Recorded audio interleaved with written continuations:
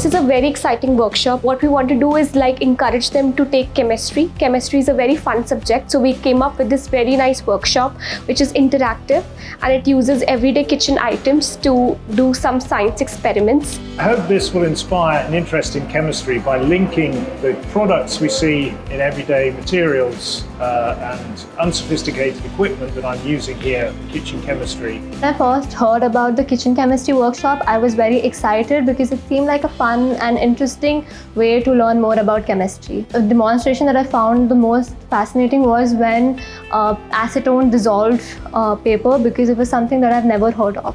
People that watch the show can link it to everyday life.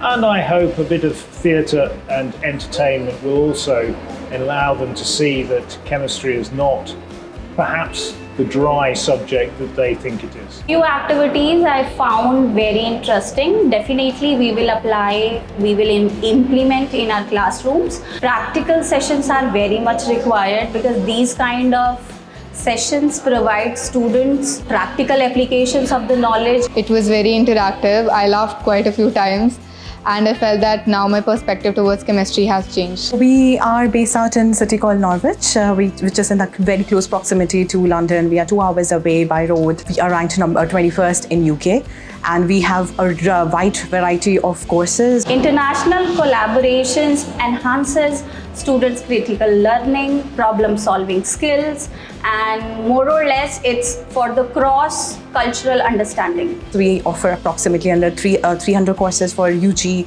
and we have a lot of courses to offer at PG level as well. We have scholarships at a PG level, which we offer £4,000, for all 3 years of our study. I'd like to thank everybody involved in putting on the workshop. That's Shiksha, that's the University of East Anglia, that's the school here, because it's been really great, very smooth. The hospitality has been wonderful.